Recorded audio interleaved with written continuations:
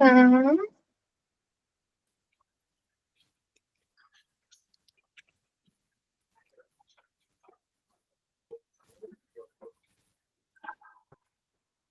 Welcome, Faye.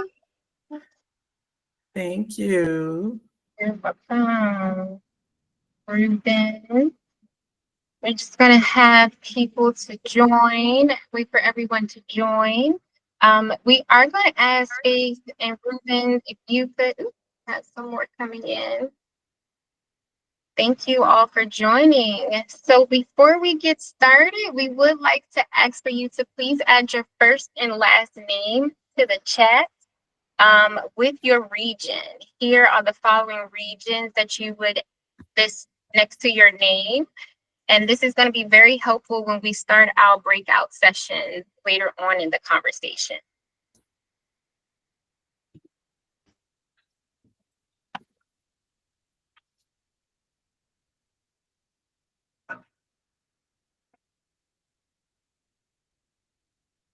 We also have a poll that we would like for you all to take. And the way to find that poll is you'll see at the bottom right hand of your screen about 9 dots. 9 dots there, and then if you click, you'll see polls. If you click on polls, you should be able to view the poll and take that and submit your results, your answer.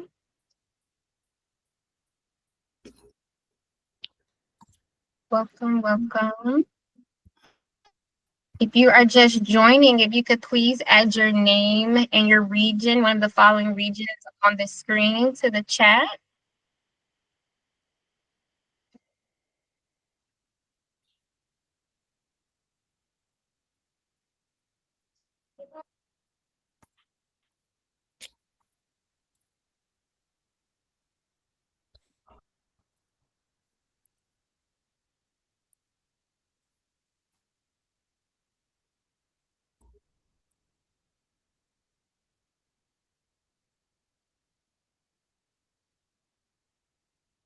Thank you.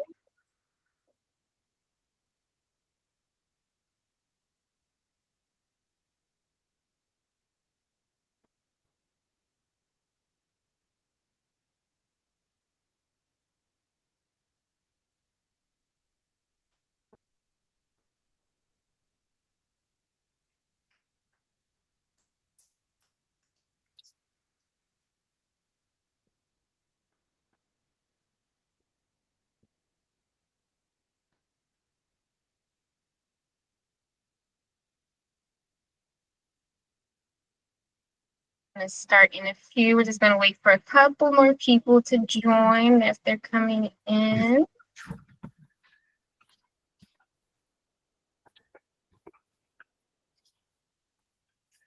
Thank you. Thank you, everyone.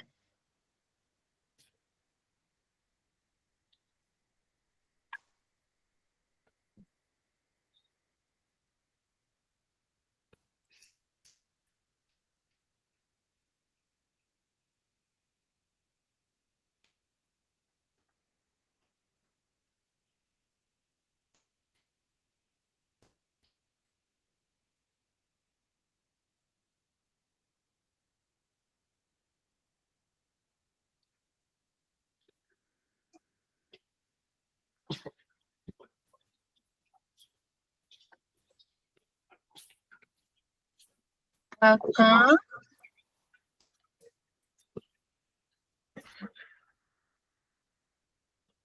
Welcome, everyone, to tonight's Restful Resistance September session. I'm going to probably give about 1 more minute just to get everyone a chance to join the call.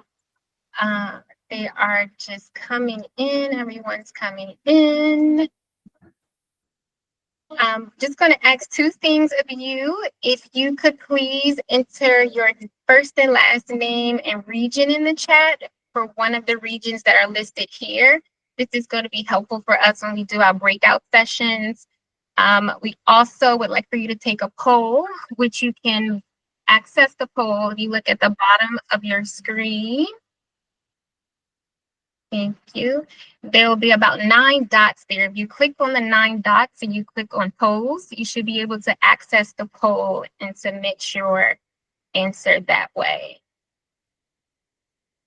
Thank you so much for entering your location. I see we have Bay Area coming in strong.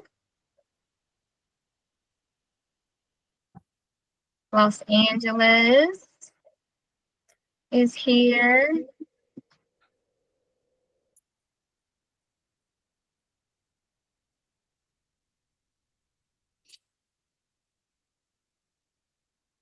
All right, perfect. Perfect, perfect, perfect.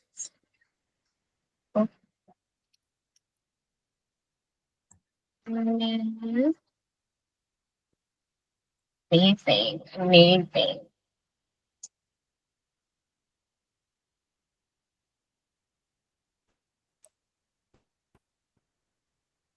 Okay, well, we are going to go ahead and to get started. Team, if you see anyone coming in, if you could just help me admit them into the room, that would be great. We hope that you all are excited for tonight's conversation. Please use this time to send this link to your friends and family. We are going to get started, and if you're just joining, we want to be sure that you add your name and region to the chat, and also complete the poll, which is accessible at the bottom right of your screen. And you can do that by clicking on the 9 dots that are there and clicking on polls, and you'll be able to submit your answers so that we can tally those up later into the conversation. So welcome. Tonight's Restful Resistance series is about voter engagement 101, building community, excuse me. That is, we're going to discuss what voter engagement means, why it matters, and how we can strengthen community connection and support and awareness. We just wanted to share that the definition of voter engagement is basically about making sure that our voices are heard at every step of the process. That starts with registering and confirming your name is on the list. And it does not stop there. It also means knowing what's on the ballot, understanding how decisions affect your community, including schools, housing, healthcare, and safety, and making sure that you plan to cast your vote in your community.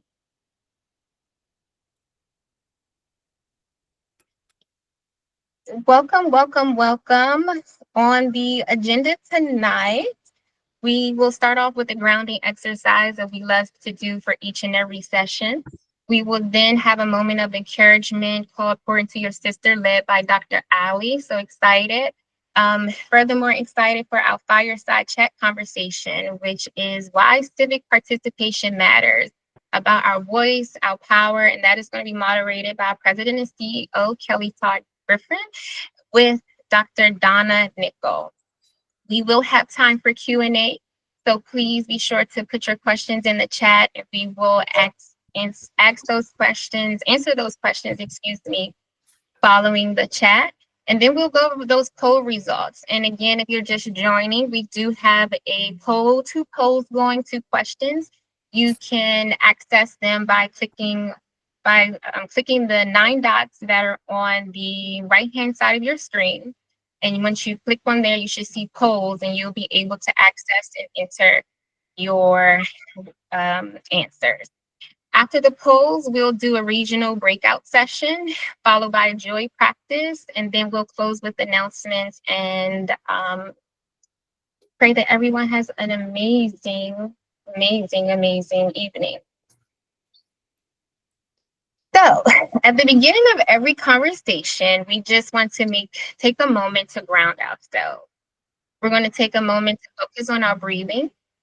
This is going to help us to take off the day, to relax and prepare for us to receive what's ahead. So I am just going to start by asking for everyone to take a moment to arrive fully in this space. Wherever you are, giving yourself permission to pause and to be present.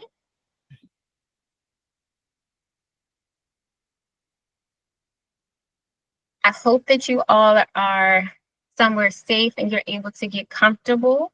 And if you are sitting at your table or on your couch or your bed, I'm just going to ask that we place both feet flat on the floor and rest your hands gently in your lap. We're just going to take a few moments just to soften our gaze, and you can even close your eyes if you would like to do that.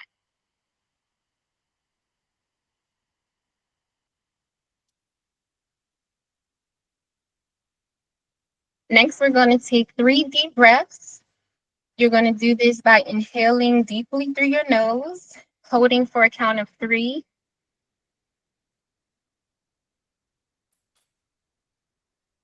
and exhaling slowly through your mouth.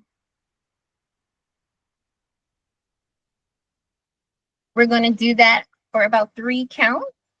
Again, you're going to inhale deeply through your nose,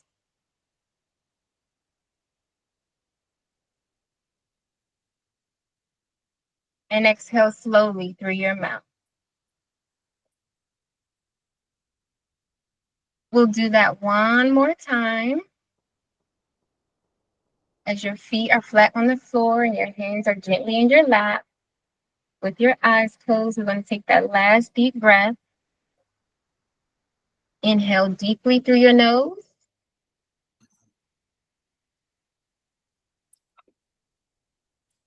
And exhale slowly through your mouth.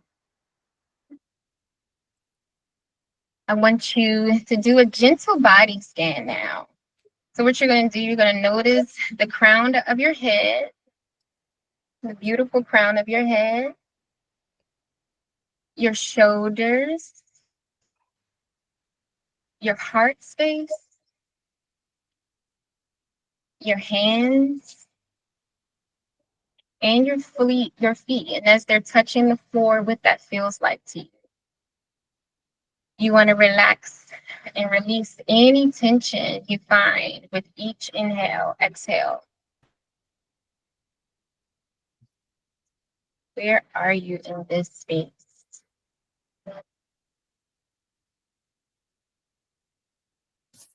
And then I'm going to invite everyone to speak out loud. You can take yourself off mute. You can say it silently to yourself, just that I am present. I am grounded. And I am enough. I'm enough. Grounded. I am present, grounded, and I am enough. I love that. Yes, I am present. I am present. I am grounded. I am grounded. And I am enough. I am enough. Amazing. If your eyes were closed, you can slowly open them and bring your attention back to the group, carrying this grounded energy forward as we embark on an amazing session tonight. And if you like, you can take a moment to drop one word in the chat just to describe how you're coming into tonight's session. Chances are you're not the only one feeling the way that you're feeling, and it's a great way for us to connect. Thank you, ladies, again for joining me in this space. All right. So next is our pour into your sister. This is our encouragement session, which is going to be led by Dr. Allycin Powell-Hicks. She is a mental health expert. I'm just going to read a brief bio of Dr. Ally. Dr. Allycin Powell-Hicks has a PhD in clinical psychology, and her expertise exists at the intersection of mental health, media, and relationships.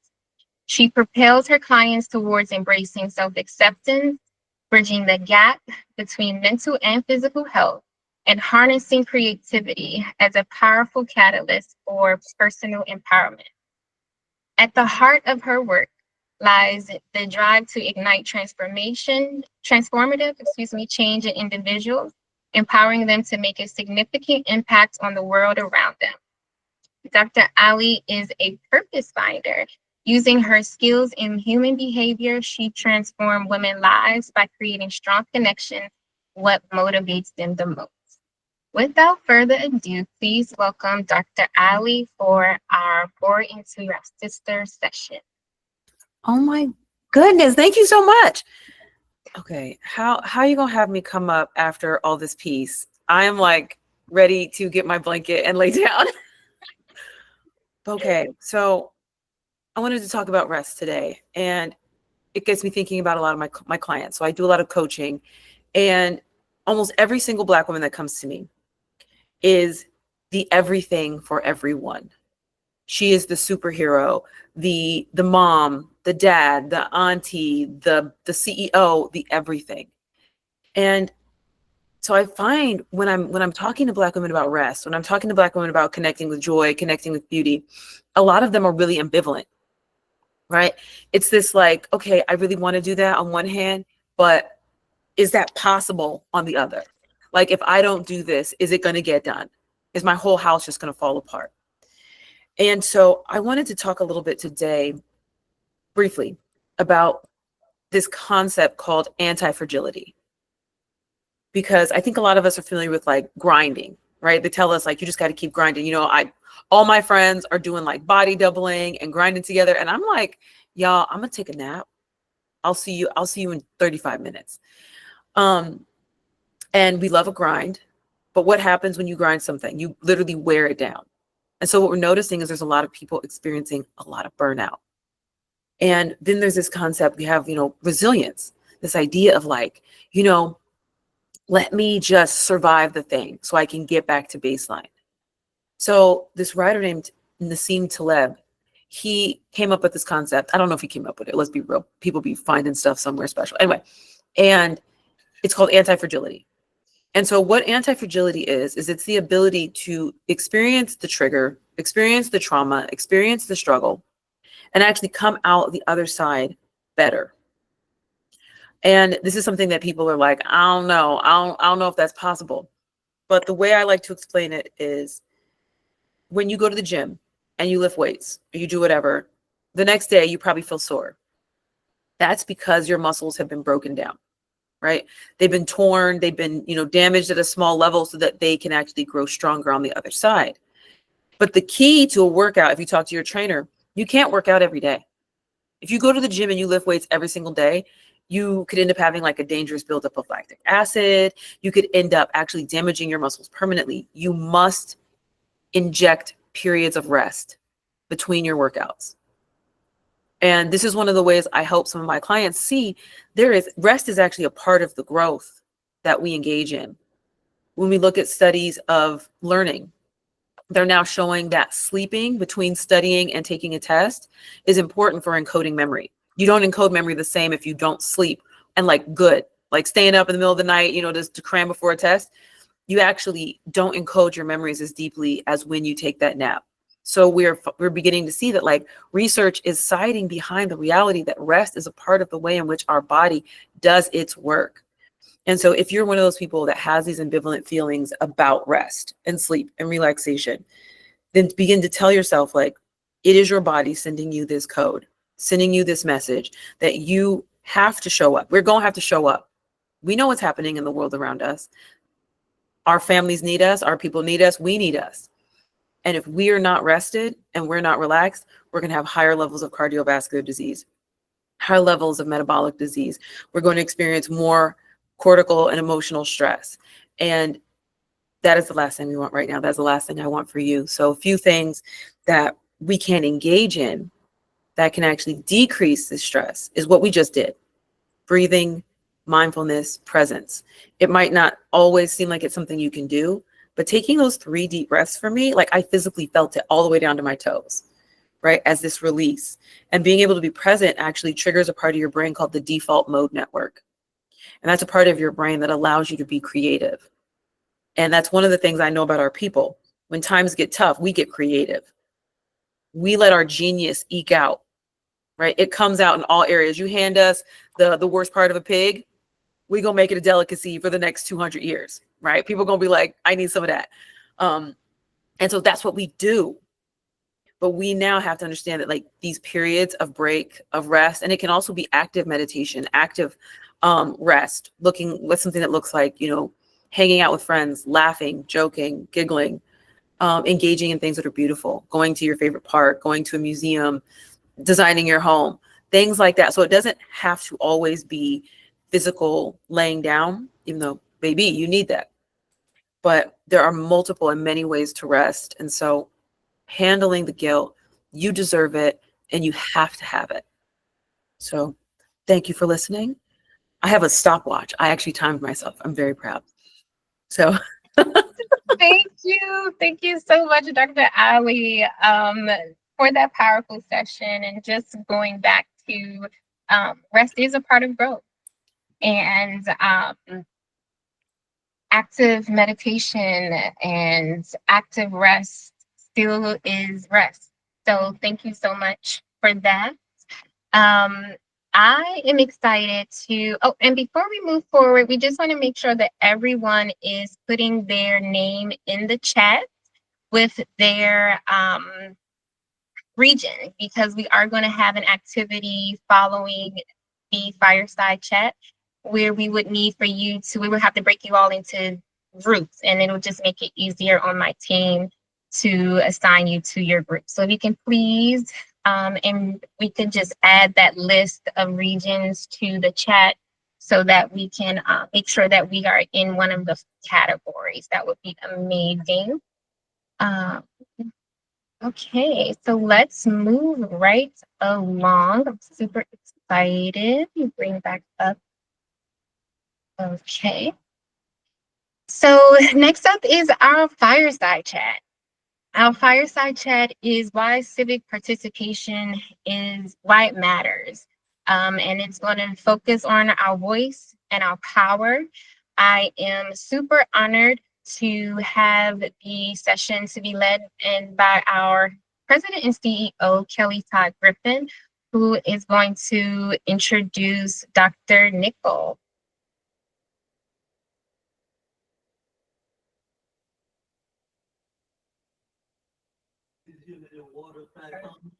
Huh?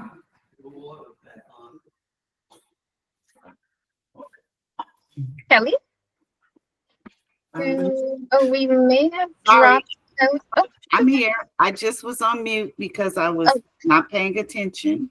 It's Hello, okay. hello. Good evening, everyone. Hopefully that those two exercises helped you get grounded.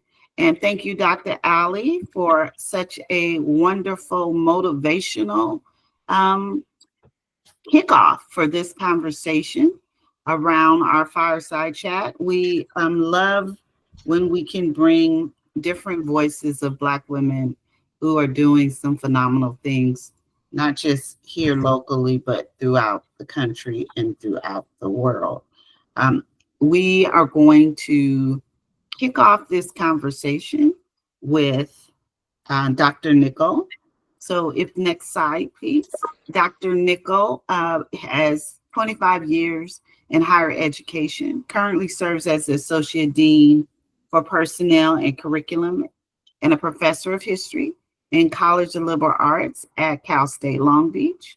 She's also award-winning author of Black Woman on Board, the Claudia Hampton story. That's the first Black woman to serve as I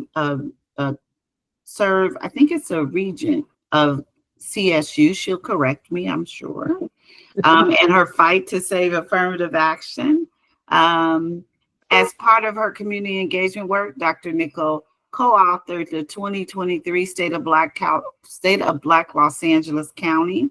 She holds a PhD in educational studies with a specialization in African American history. Yes.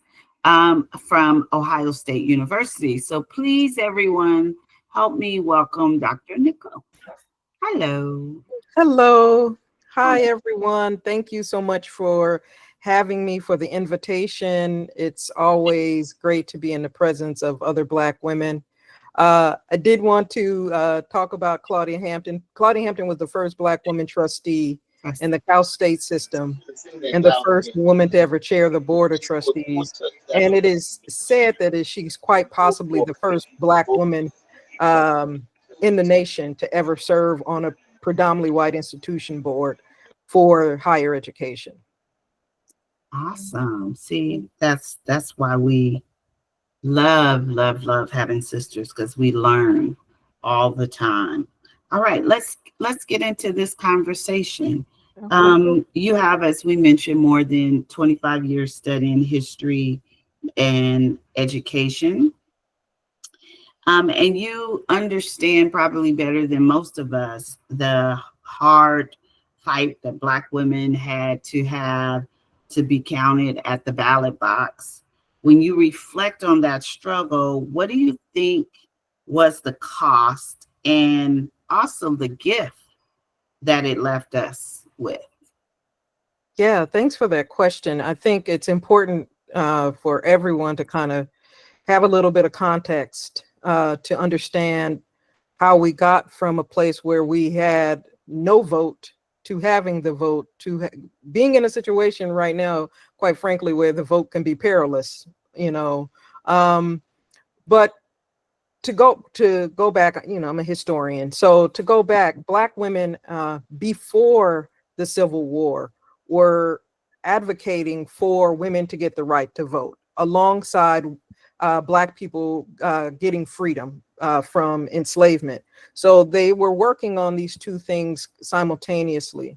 And there were actually kind of two camps when it came to women getting suffrage in general. And this would apply to white women and to Black women.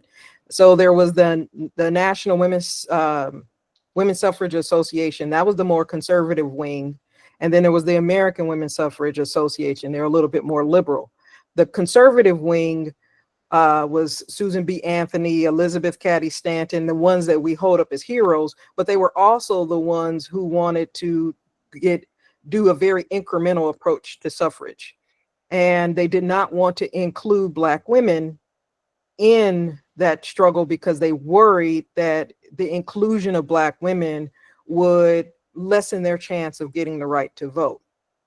On the other side was the American Women's Suffrage Association, and they were a little bit younger. They wanted a constitutional amendment. They didn't want to go state by state. They didn't want to be incremental and slow. And that included Black women like Frances Harper, who said, yes, I will support Black men getting the right to vote with the 15th Amendment, but I'm counting on Black men to come through and help Black women once they secure the vote. Well, unfortunately, and for those of us that study history, we know that didn't really pan out that way. Brothers got the vote in with the 15th Amendment, and then you have all this violence. You know, you have the lynchings and all kinds of the Ku Klux Klan becomes a thing. And so the fight to help Black women get the right to vote pretty much stops. And so Black women are kind of struggling for this on their own because now they have this conservative white women who don't want them to have the vote. You have all of this extra legal violence that is preventing Black men from enacting the vote. You have some Black men who are like, well, we got the right to vote. Well, okay. And that's all that we need. So Black women, because we're experiencing racism and sexism and what we call the multiplier effect of oppression, we're having a hard time really getting and securing that vote. But we are adamant about it. You know, we create suffrage clubs. There's the Alpha Suffrage Club that was headed by Ida B. Wells. And you have Black women who get out and protest and put their bodies and their lives on the line because they realize that there are very few opportunities aside from the vote to fundamentally change and shift things in the United States. And so in answer to your question about what was lost, I think less than what was lost is the realization of how few allies we actually had overall. And that once we had that realization, we could turn it into power because now we know how we have to organize. Mm-hmm. And so our approach to organization becomes multifaceted. You know, it's, of course, we have to get a constitutional amendment, but we also have to change attitudes and beliefs about Black people's fitness to vote. We have to get out here and make sure our families are fed, even in the midst of all of these, you know, all of these struggles. So I think what ends up happening once we realize that we're kind of on our own is that instead of shrinking from that, Black women say, oh no, we're going to organize even more. And we're going to find ways to do it at the local level, at the community level, and at the national level. Right. That's the gift, right? That's the gift. And just to follow up on that, is that what is the current state? Like, you know, people get so confused, like when we're talking about what are the rights that we have, Yeah. and where are they guaranteed? What is the current state? So we have the right to vote that is enshrined in the Constitution through both the 15th Amendment, which gives Black men and consequently other men who don't have property the right to vote. And then you have the 19th Amendment, which comes in 1920, to give Black women, along with white women, the right to vote. The problem here, though, is that we know that even with those constitutional protections, there was also, you know, poll taxes, literacy tests, grandfather clauses. All of these things come after 1920. So we were supposed to have, with the Voting Rights Act, the protections to stop that type of violence and to make sure that polls were monitored by federal, you know, state and federal poll watchers. But in the some recent Supreme Court cases that struck down certain provisions of the Voting Rights Act, we've pretty much obliterated that monitoring system to make sure that people have the right to vote. Now, it depends on what state you are in too. State voting is administered by the states. So the level of protection you have is really dependent on what state you live in. Like in California, for example, people have the right to do mail-in ballots. They have, you know, a lot more protections. But if you go to another state, you might not have that same level of protection. And this kind of, you know, scattered state by state system actually hurts Black people because, you know, whenever you start to move around, because, you know, you go follow, you know, the economics, you might have more right to vote at one point. And then if you go somewhere else, you might not. And we get disenfranchised a lot. In addition to the voter ID laws, which are like, you know, like morally wrong and constitutionally wrong. So there's a lot. People know that voting is so important, and yet they put so many barriers in the way to make sure we don't participate. Yeah. I mean, that's a lot of people who have migrated back to the South from California, and they're a generation removed.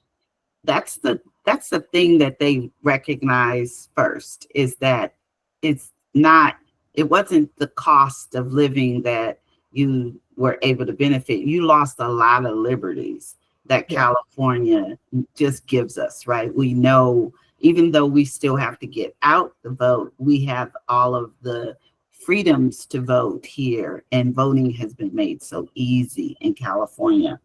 Now, with that said, we also know that history always repeats itself. And I like how Karina also put that, but it also rhymes. And, you know, you're a historian, you're expert in this field, particularly around policy. You know, what do you see that is echoing the past in today's political climate? Yeah, thanks again for that question. I think if we look at the Black women who have been pushed out of jobs recently, the 300,000, and a good majority of them were working for the federal government, that echoes of a period in the 1940s. We had a period of time called the period of racial liberalism. This was under Franklin Roosevelt, where you had the highest number of Black people, and Black women included in this, getting jobs in the federal government. It was a period when what was supposed to be the remedy for years of racial discrimination is to legislate, you know, put laws in place that would help Black people, you know, get job opportunities and so forth.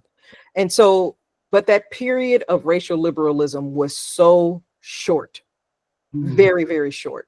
I mean, Black people ran a campaign called the Double V campaign. We were going to have victory abroad, and we we're going to have victory here by participating in the war effort. Black women were selling savings bonds. If anyone watched the movie Hidden Figures, you saw Katherine Johnson and those other women get those NASA jobs. And as soon as that war ends, it's all gone. It's put Black folks back in their place, really. We had the first some of the first Black judges appointed to the federal bench, and they pretty much disappear.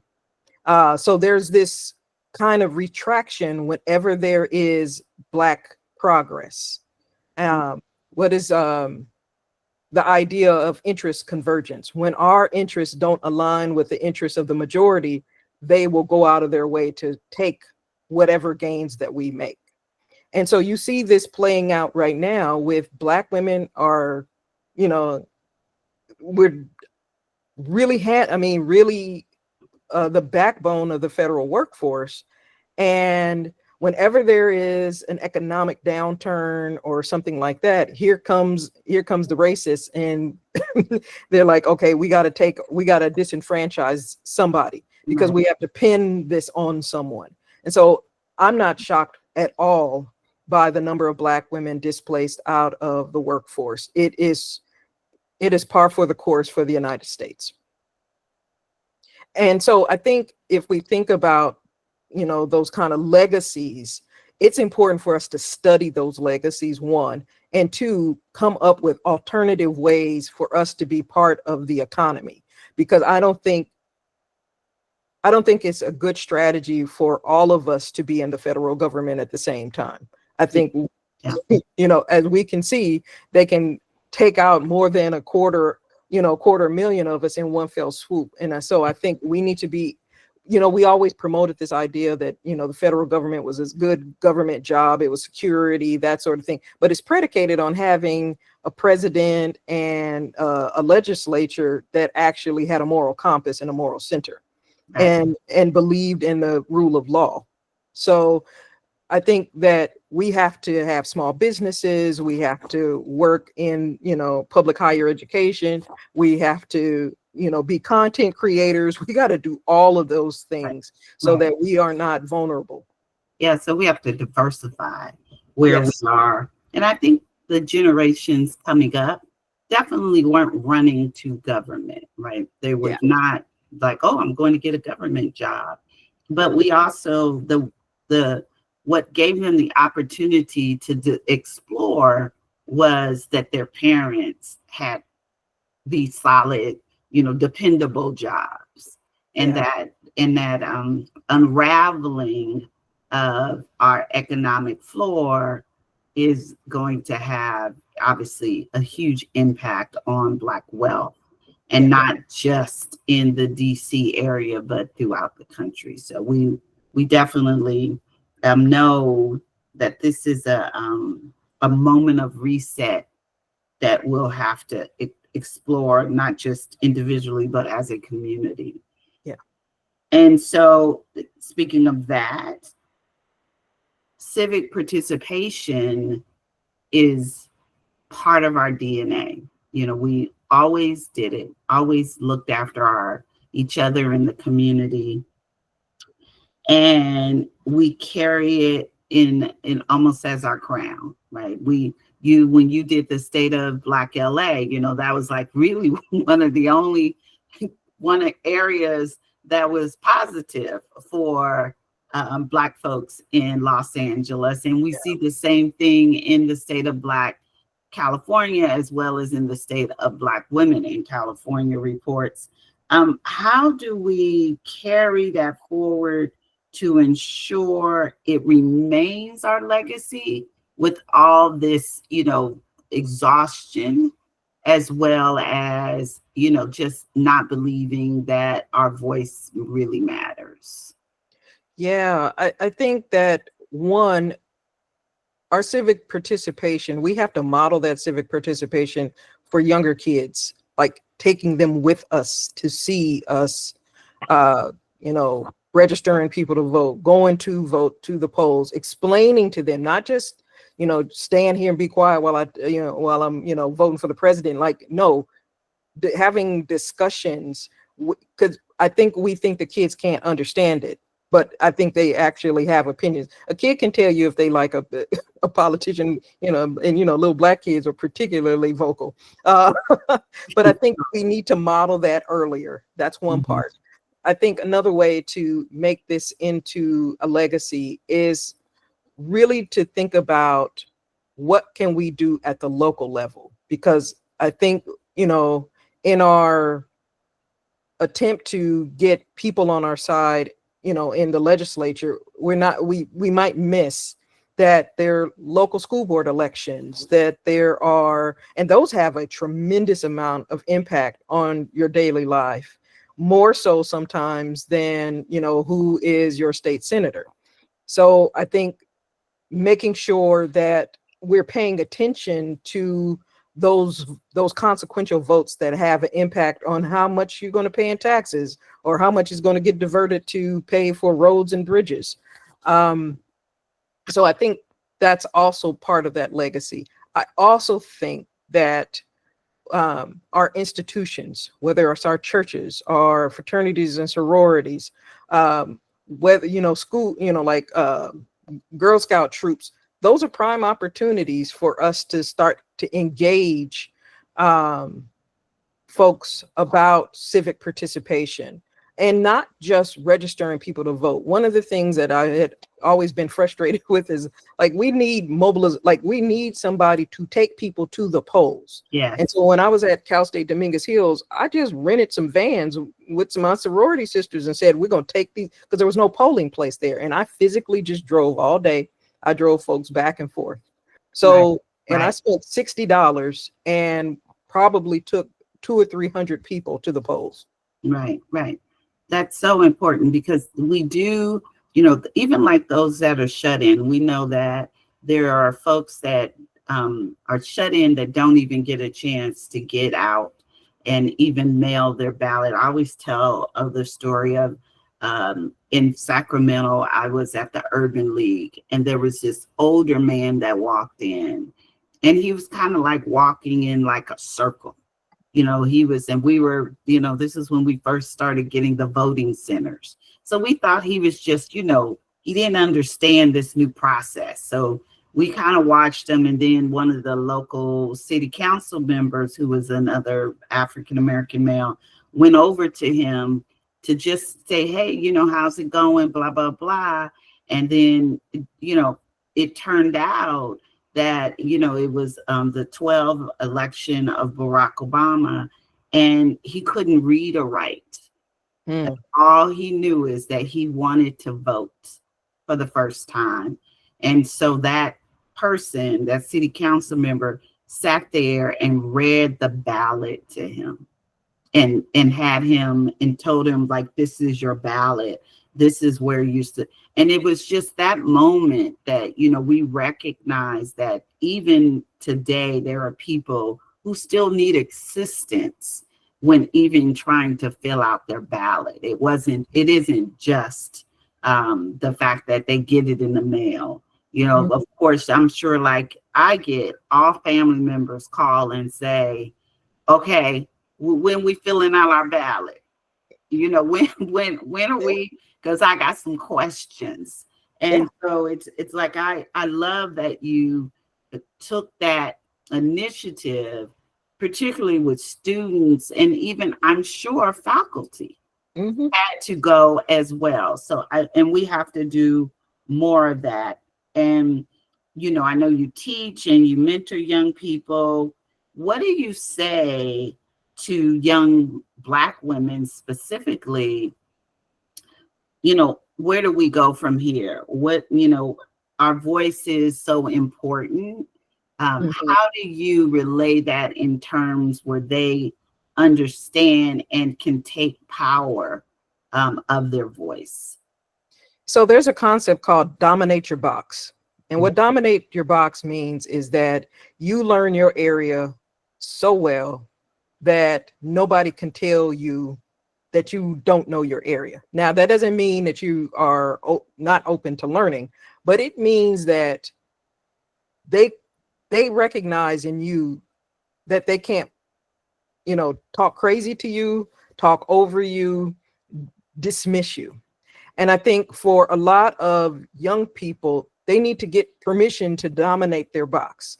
And what that permission entails is, one, sitting down and learning and reading and talking to other people in the positions they might want to be in, or who might have power that, or power to change. So I think I've said this to, I was faculty for over 20 years, and I would always say, like, I need you to know this stuff so well that you can clap back on somebody when they're talking crazy to you. That's right. That's right. And so use the academic clapback as part of your power. Mm-hmm. And the only way you can do that is to learn all the sides. And so I used to have students do things like, what is it called? The Lincoln Douglas debate protocol. So I made them debate in class, and I would give them sides that they hated. Right. So they can learn to get comfortable with learning the opposition. Yeah. Do your own opposition research. So then when the opposition comes for you, you can say, I already know your side. I already know what your talking points are going to be. Right. And then you won't feel the imposter syndrome to speak up and to speak loudly and speak forcefully. So I think that's part of it. I think the other thing that I always tell young Black women is, you need to learn how to network and get comfortable being in spaces with people you might not have a lot in common with. When I was an administrator at Dominguez Hills, I used to go drink with the older white faculty all the time. And everybody was like, why are you doing this? I said, because they know where all the skeletons are buried. They know how, and if I befriend them, when it comes time for me to go to academic senate to get a policy through, I sat down and I had a glass of wine with them, and they know me on a personal level. Right. So sometimes they might not even like what I'm saying in terms of policy, but they know that girl, Donna, they know me. And so sometimes you got to use your interpersonal skills. And for a lot of young Black folks, they haven't had a lot of practice at it. And so, I used to put them in classroom situations where they had to introduce themselves to each other and come up with an elevator pitch. So I think for those of us who are older, we can create spaces to teach them how to network, because I think that's going to be vitally important. Mm-hmm. Yeah, absolutely. And that's so true. I mean, I've worked in corporate America for 20 plus years, and it took me a long time to learn that lesson, because I was running out of the meetings. Like, I don't want to be with them. I don't want to be around them. Like I was going to get cooties or something. So if you eat some of the food, no, just right. I'd be like, woo, I gotta go. But I watch my colleagues excel or be invited to places that I wasn't invited to. But it was because it was more of me shutting it down than it was so much them shutting it down. Yeah. So it's like I had to get comfortable being uncomfortable. Mm-hmm. And learning that the way I fight is different in the workplace. Mine is based on my family. We could fight and go out to dinner right after we fight. So we had to change that. So also, like, when Black women show up together, whether at the polls, in the classroom, on boards, it always changes the conversation, right? When we're at the table, we change the conversation as long as they don't turn our mics off. What do you think our collective presence says about our power and our rightful place in democracy? Yeah, I think, first of all, we have an eye for, we have a clarity about the way the world works, because we are occupying, we're dealing with the racism and we're dealing with the sexism that, again, multiplier effect that creates the classism and all the other isms. And so when you are an outsider within, you can see things really, really clear. because you don't have any power that would make you kind of rah cheer for the place. You're sitting here like, I'm just trying to make it through. So I think that level of clarity, that what is it, that kind of mother wit, that kind of third eye kind of way to break things down, that allows us to be able to write better policy, because we can see ourselves in other people's shoes where other people can't see themselves in ours. So I think our power comes from being able to see things for what they are and to name a thing. Like, Right. you know, like none of this, you know, oh, they told, you know, they embellished the story. No, they lied, you know. Just straight up and just get to Right. the point. Right. And approach things with a type of utilitarianism that says we're going to try to provide the greatest good for the greatest number. And yes, we are going to try to help Black people, but if other people get helped in the process, we're okay with that. Yeah. So long as, you know, our voices are heard. And, you know, like the woman I wrote this, you know, Claudia Hampton, I wrote this book about, she helped everybody, but she was very, very explicit. I'm here to help Black folks, but I'm gonna help other people at the same time. And I don't think other people really think that way, you know, or I haven't seen it all the time. And I think that ability to care for everybody, but also care for ourselves is something that's powerful. But I think with this last election, what sisters said was like, okay, we carried y'all and we looked behind us and we were like, we couldn't, there was nobody back there to be found. And so I am heartened by the fact that sisters decided, you know what, we're gonna take a break, you know, and I think it was necessary and it's useful. And we got to recharge. Back to Dr. Allie's point is that we have to rest. But I think because of how crazy the situation we're in right now, there's going to come a time when we can't rest. And I think it's upon us, because I think what has been unleashed is the 4 horsemen of the apocalypse. Yeah. Well, and I think we see that too, right? We see that over 300,000 Black women have been displaced out of the workplace. There's no protests. There's nobody knocking on any doors. There's no op-eds that's being written except for us. There's no allyship in this conversation. We're not seeing organizations come out with statements. Yeah. We are left there by ourselves, trying to figure it out. And so this series is called Rest and Resistance, to really highlight the moment we're in right now, right? That to your point, like we need to rest. To Dr. Allie's point, we've got to rest. I saw LeBron say he sleeps every opportunity he can so that he can be at his optimum. And he doesn't go, that's why he doesn't go out. That's why he doesn't hang out a lot, because he said, I would rather rest my body. And it's really important for us to recognize that these contradictory terms of rest and resistance, in a way, how can you do them both at the same time? Like how can we be resistant if we can be the resistance and still make sure that we rest? Yeah. So, you know, I have an article called Radical Self-Care for Women of Color Faculty. And, you know, folks are like, what in the world is that? And it's not this kind of self-care where you go to the spa and, you know, buy candles and all this other type of stuff. Radical self-care is where you make strategic decisions about how are you going to use your time and energy, who you're going to hang with, what kind of activities you're going to get involved with, how to say no to people with these unrelenting demands.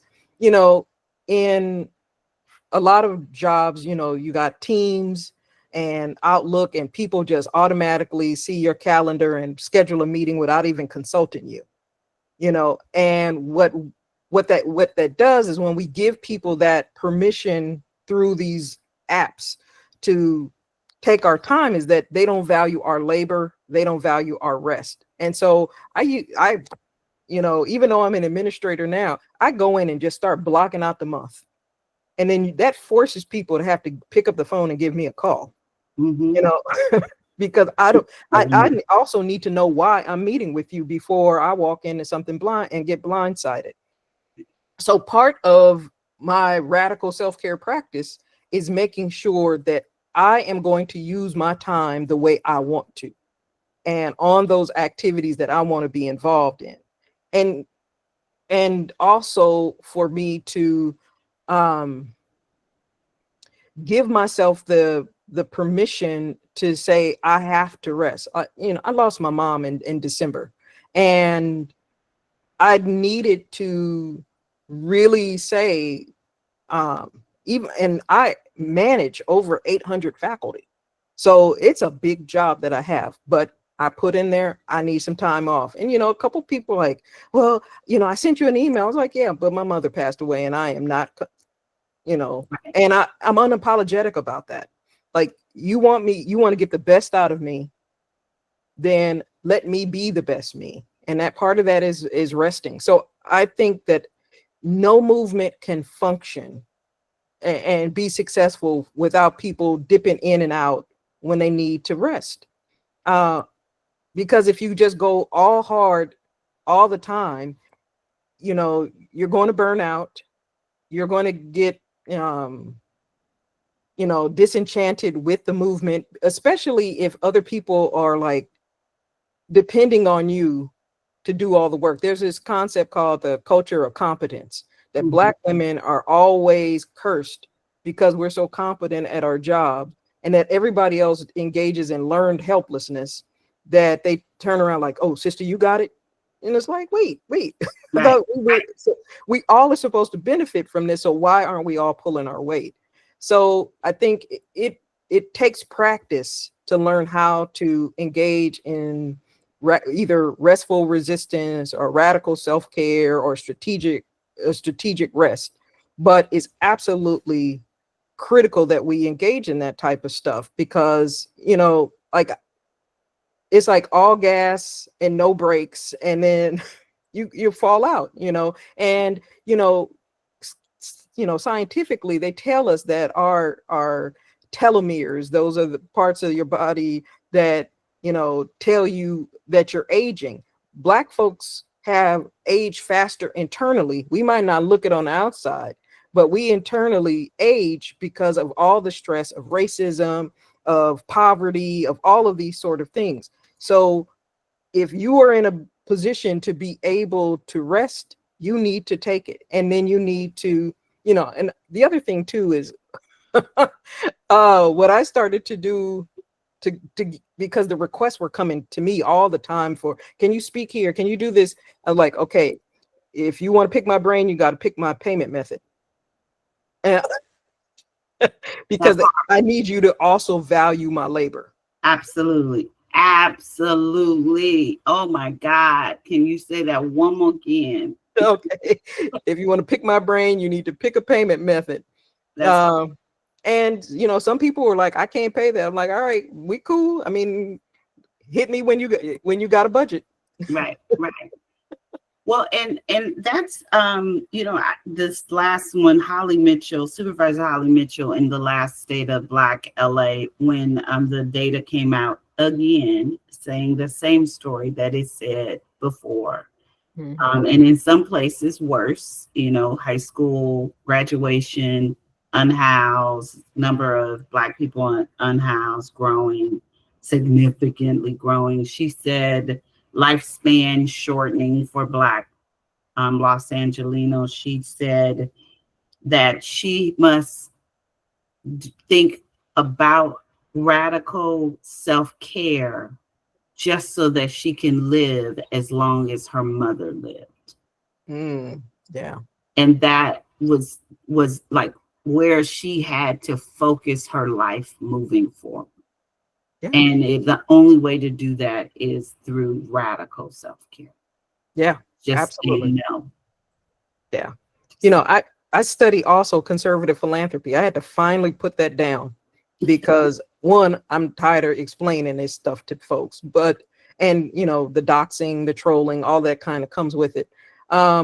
So, you know, after I finished my book, I was just like, I'm going to watch Babar, the elephant cartoons. I'm gonna watch Schoolhouse Rock, and I'm gonna get a coloring book, and I'm okay with that. Something so simple, just in our Black Girl Joy, we double dutch and hula hoop. You know, just the simplest of things.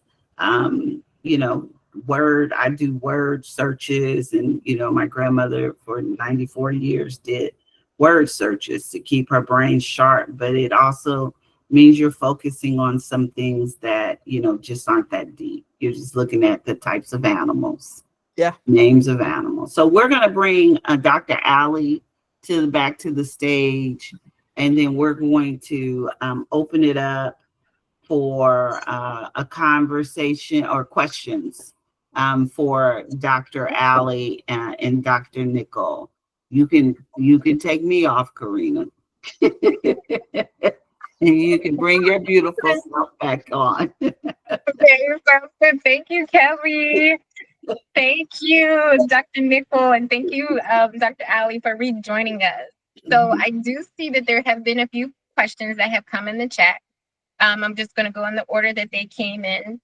The first one is directing to you, Dr. Allie, actually, about speaking on our environments and conditions as they rely on Black women how we need to be everything to everybody. And she wanted to know if you can speak more about that because of this role in the majority of our households and within society, how that intentional rest as resistance for us to rest is not just socially unacceptable. Did I ask the question right? Okay. And if you want to add to that question, Zuri, so I can understand a little bit more, I would love it. But I think Dr. Nicol addressed this pretty well, as like toward that last statement as well that she was mentioning, because I think a part of it is figuring out how to strategically position yourself in positions where you can take the rest that you need, right? I love this idea that old boy is taking naps and breaks when he can because he's not trying to be out there at the strip club all night because, baby, we need our sleep. Like, stress. Anyway, and I think there's one word that I feel a lot of us have a hard time with, and that is delegate. Because if you're the person in charge, you're used to things going the way you make them go, right? If you pay the bills on this day, you're used to the bills being paid on that day. And there might be some benefit in surrounding yourself and also changing your circle a little bit to surround yourself with people who don't constantly need from you and people who have the ability to do. So they can do something. So every time you're going out with your friends, you're not the one making the plans.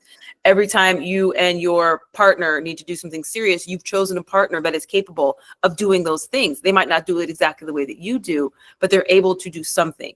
And so, yes, I do feel like it is pretty like unacceptable in the Black community for a Black woman not to be in the lead. And now we have this whole weird red pill microphone moment where Black men want us to become super submissive.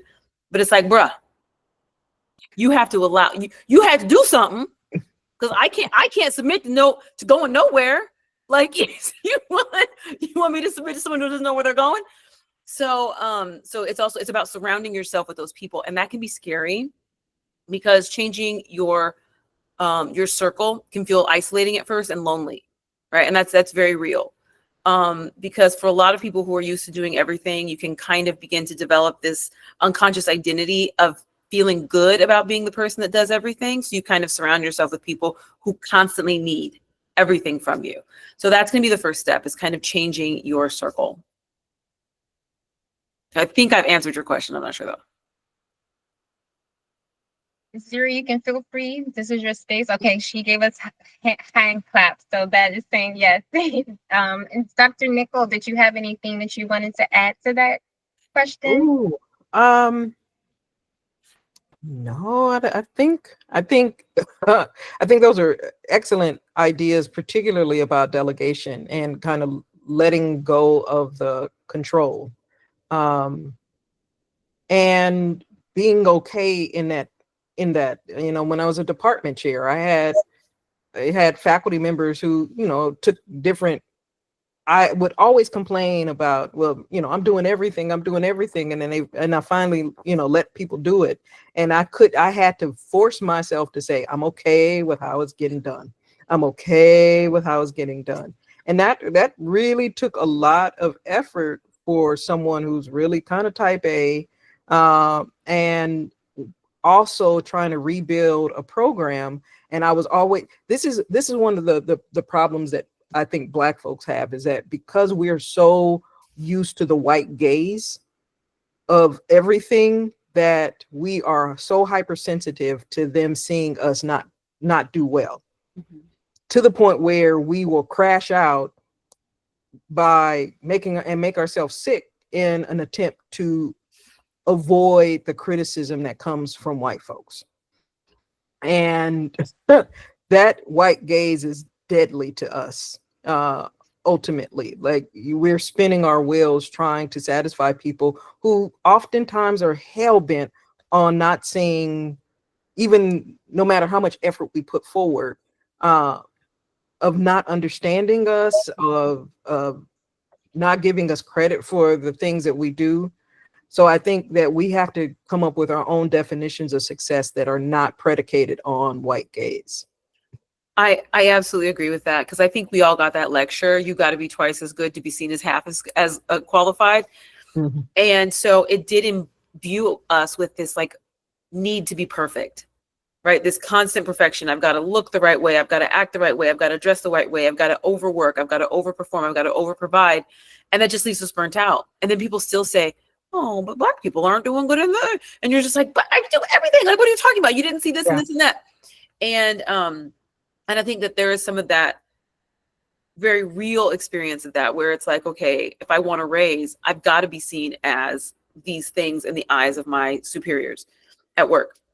But in other spaces, it's like, how do I find ways to take the space that I need, to be okay psychologically with not being all the things? What does that mean to me, and how do I internalize that? Do I actually build my sense of self and my sense of identity up on being this constantly needed person? And how do I change that if I don't want to do that anymore? Mm-hmm. Yeah.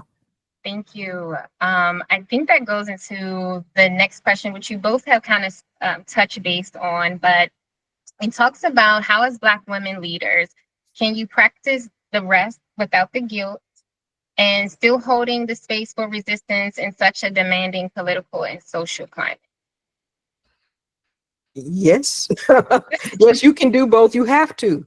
Like I said, when I was at Dominguez Hills, I had inherited a program that was on death's door nail, in terms of, it was Africana studies. The enrollment was down, all the things. And I had worked myself into a double ear infection. And I was falling asleep behind the wheel. And this wasn't the first time I had done something like this, right? And so I just said, girl, if you don't stop, you're going to die. Literally, you're going to kill somebody, you're going to die. And so I had to train my colleagues to not expect me all the time. Yeah. And that was hard. I would say, I'm not coming there on Friday. Don't ask me to come on Friday. The dean said, I have a meeting on Friday. I want you to be not coming on Friday. I told you that. And there was pushback. And I said, look, if it's going to mess up my ability to go up for full professor, that's fine. At least I'll still be alive. And so I had to front load a lot of conversations. Instead of expecting other people to understand it, I would just say it out front and say, I can't do that. Sorry. And I am, just physically not able to do it. I need to be able to work on my research. I need to sleep.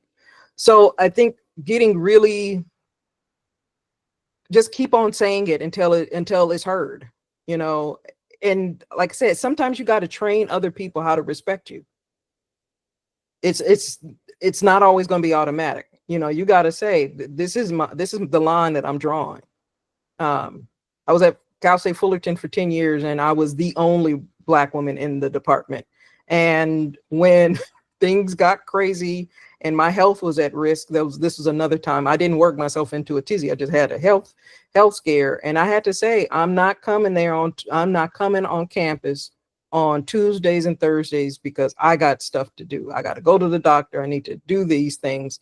And it took about 2 or 3 months before folks was like, Donna doesn't come to campus on Tuesdays and Thursdays. So it can be done. It has to be done. Yeah. Absolutely. Yeah. And that emotional work is, for some of us, really the hard part. It's the working with guilt is really difficult, right? There's 2 types of guilt in general. There's appropriate and inappropriate guilt. So one thing I walk through with my clients when they come to me and they're like, oh, this person has asked me to do this thing and I feel horrible. I have to say no. I want to say no, but I just feel like oh my God, I'm going to let them down. And so I ask them, are you doing something consciously to harm this person? And they're like, no, I just have another appointment and I can't really make it. Okay. So tell me and help me understand, like, where you feel this guilt. Why do you think you feel this guilt?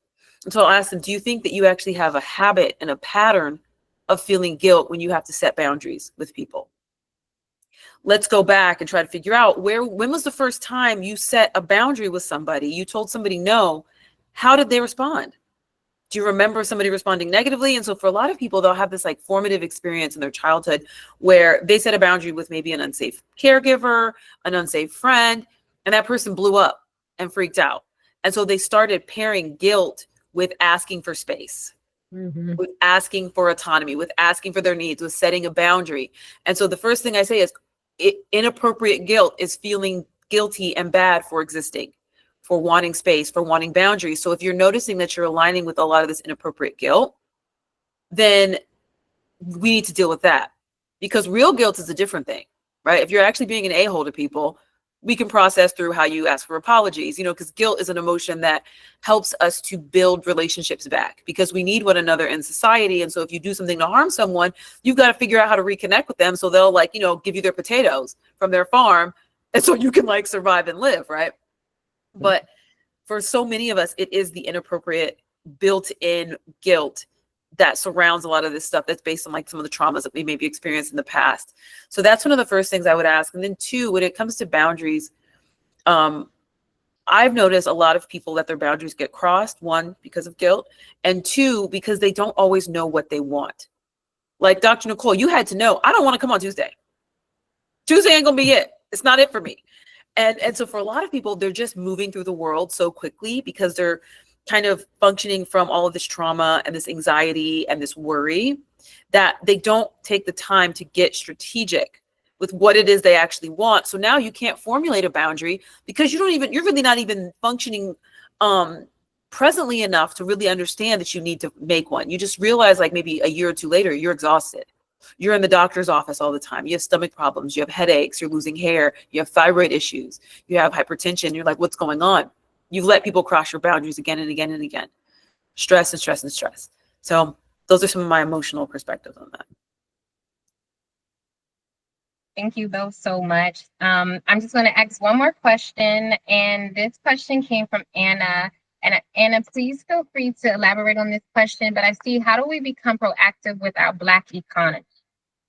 Okay. If you all need any further elaboration. With our Black economy? Can you hear me? Yes. Yeah. Is it appropriate for me to express what I meant? Okay. Absolutely. So first of all, thank you for letting me speak up about this. And you're alluding to it a little bit, both of you ladies, with how as Black women, we need to rest when historically we've had to work so that we could sustain, so that we could maintain.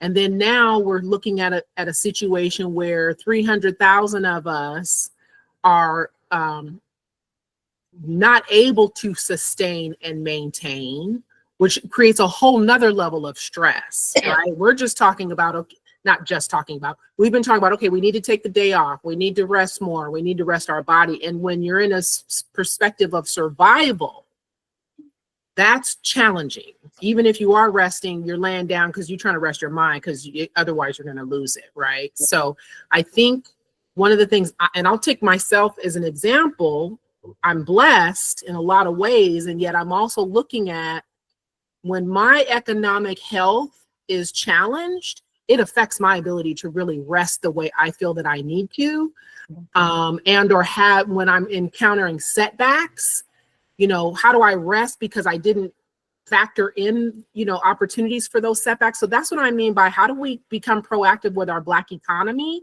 so that we're resilient with what we're faced with. We're resilient anyway, and yet I'm trying to be a little smarter these days and get some rest because I was proactive with how to set myself up financially to be financially resilient. So thank you. I hope I'm clarifying what I meant and help. Yeah. What can we do? What can we do? I think in the immediate, when it comes to economics, is that we have to plan for the unexpected. And what I mean by that is to create things like sinking funds, you know, to account for the car is going to break down. You might as well start, you know, saving some money and putting it to the side.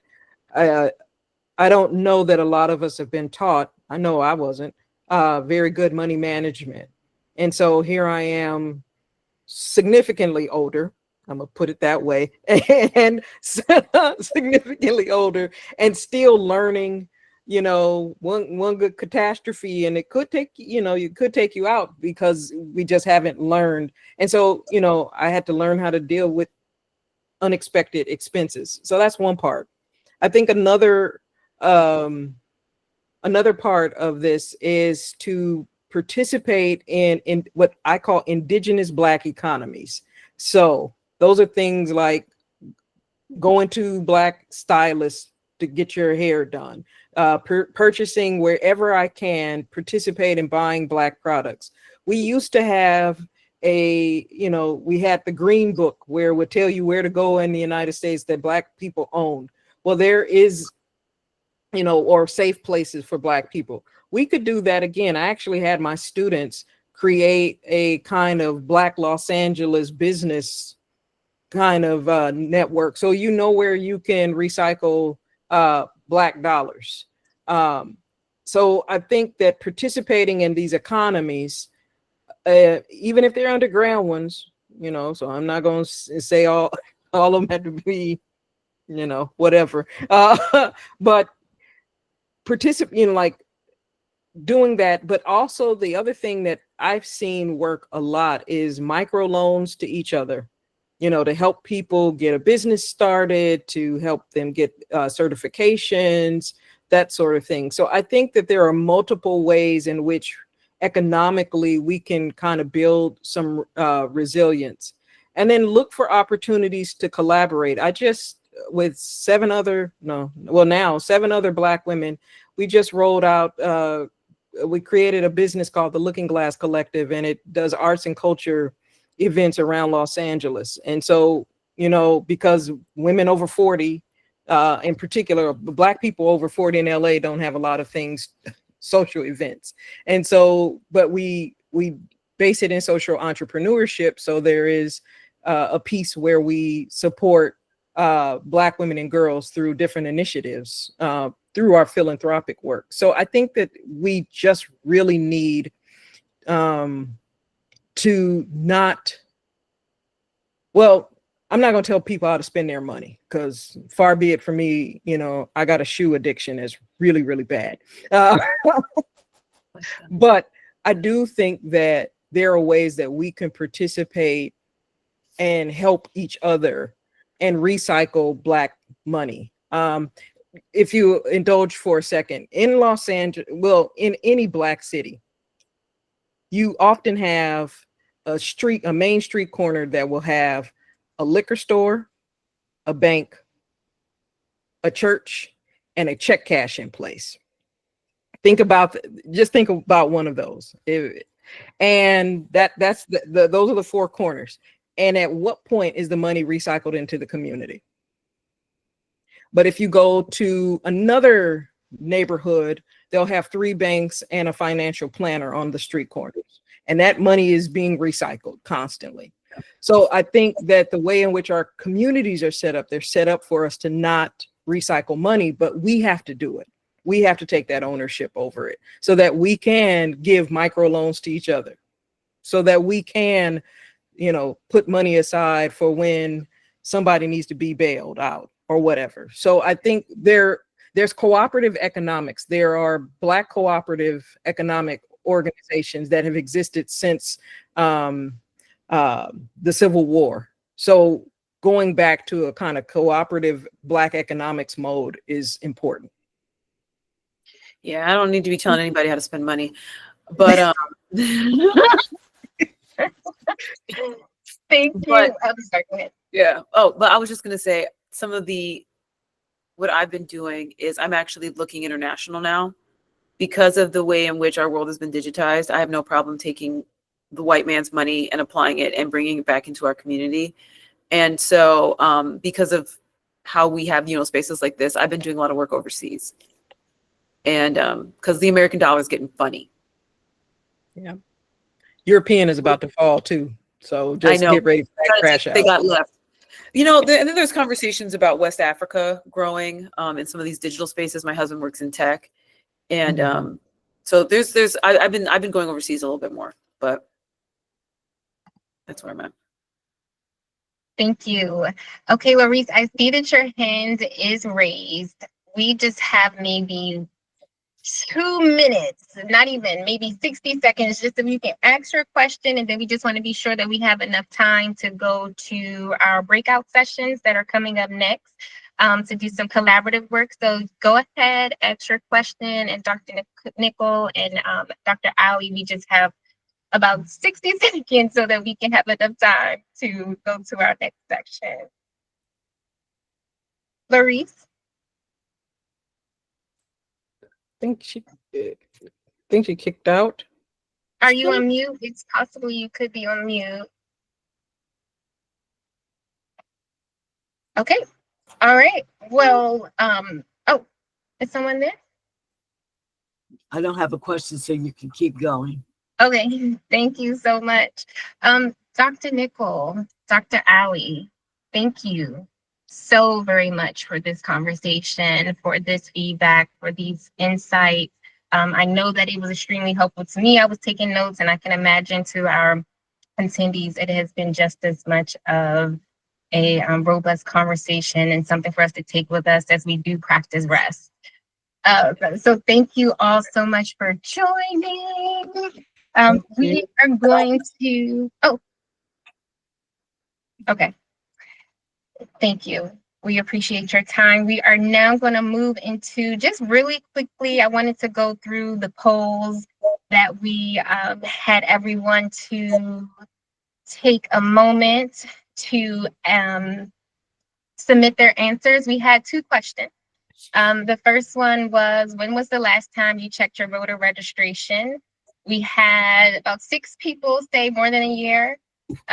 6 people said within the last 9 months. And then we had 1 vote within the last 6 months, and then 5 votes within the last 3 months. Question 2 is, are you planning to vote in November for special election for Prop 50? That one had 100% yes from everyone who submitted. So we are excited to see that. Just so you know, the reason why we did ask these questions is because we want to be sure that your voice is counted. We want to be sure that you know about the tools and the resources that are available.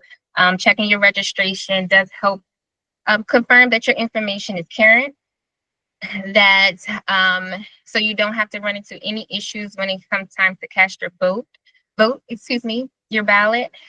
Also, it helps you to avoid surprises on election day. This could be life-changing. It is when life changes, when things like if you move, you change your name, you update the county level, you want to just be sure that all of this is captured.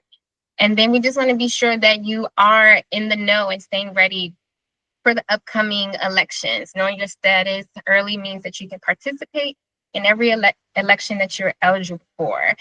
Really quickly, I just wanted to share for those of you who may or may not have this tool, that a great tool for you to use to check your voter registration status is the Secretary of State's website. And I can put that in the chat for those of you who do not have that. Here, that website. So that is the voter registration website that you can use via the Secretary of State. Okay, so let's just move on along so that we can catch up and make sure that we are going to share my screen.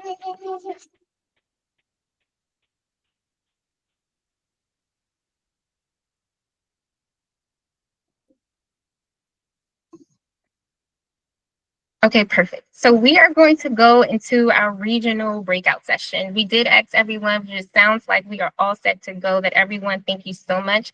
You entered your region so that we can quickly put you into your groups. I am just going to go over the activity is here on the screen. So in small groups, we would just ask that you choose a scribe and a facilitator. And we want to talk about building awareness and connections in your region. As we reflect on the role of rest and what it takes to lead with strength, we just want to shift gears to the second part of our conversation for this activity. That after we've honored the rest and set clear intentions for ourselves, the question does become, how do we move forward and outward and truly engage our community? So you see here on the screen, we have in small groups, you will choose a scribe and facilitator. You'll ask one of the three questions. We're going to give you about 10 minutes because when we come back, you will report. Just make sure. Okay, was it there? Let me reshare my screen. Sorry about that.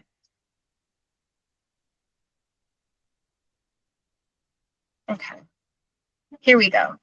So here are the questions of what are some creative ways you like to engage your community, whether through digital tools, partnerships, or other strategies that could truly make a difference. How can we get our people out to vote, and which one should we anchor on as a collective? We also just want you to think about how you've encouraged friends and families or neighbors to get engaged in your community life. And then after about 10 minutes, we'll have the spokesperson to come up and just share about we'll do one takeaway just so that we can be sure to get everyone out of in time to enjoy the rest of their Monday. So we can go ahead and open the breakout room.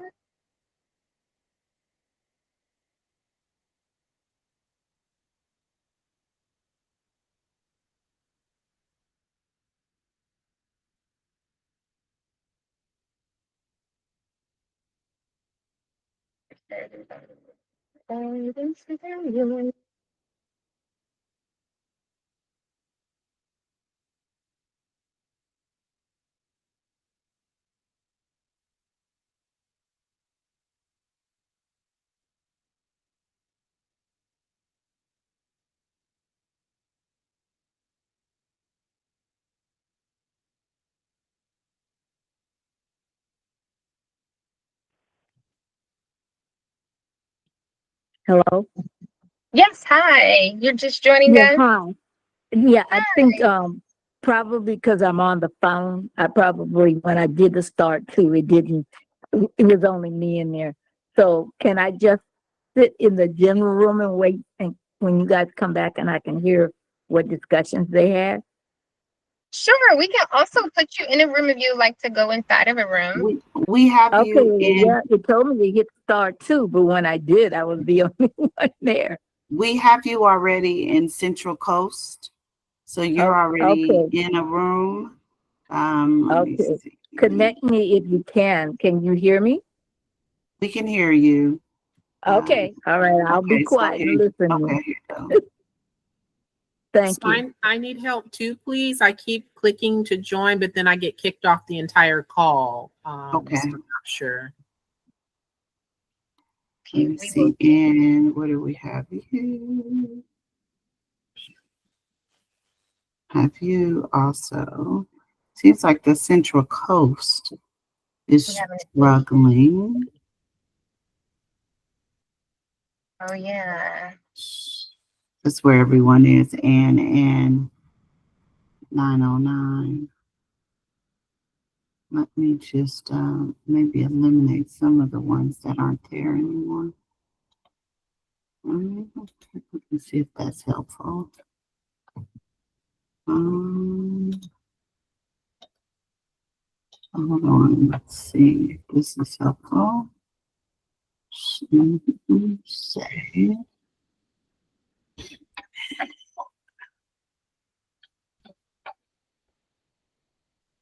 Did you guys get in yet?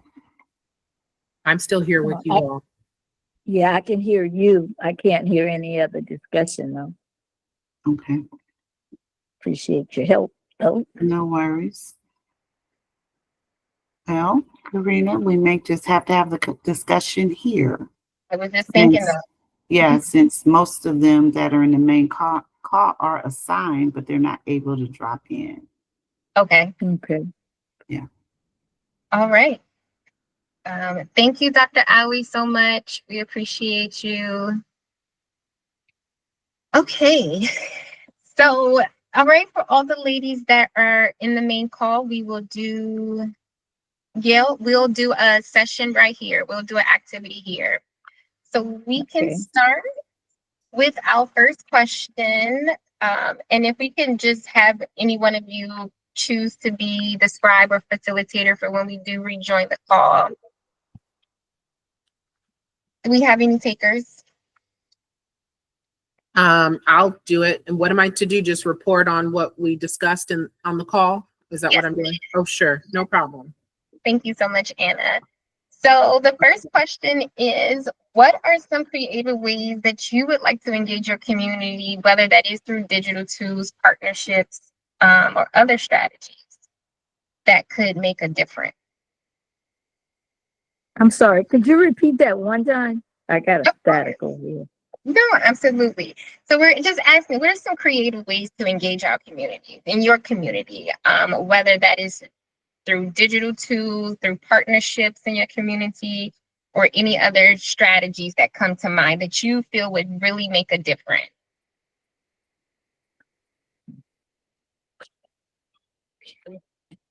And that's Well, Mhm. okay. So for myself, some of the organizations that I belong to, we're looking at trying to partner, looking at the churches also, and seeing, because many of them are working in the areas of social, social justice and social action.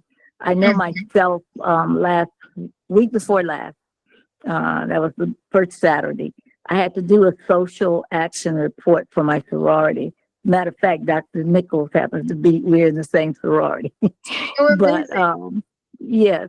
So anyway, what I did, because Prop 50, is very important for us to be looking at. But when you have your organizations, you have to be nonpartisan. So when myself and the other person from the NAACP that I work with too, I told her, let me go back in here and pull down both pros and cons.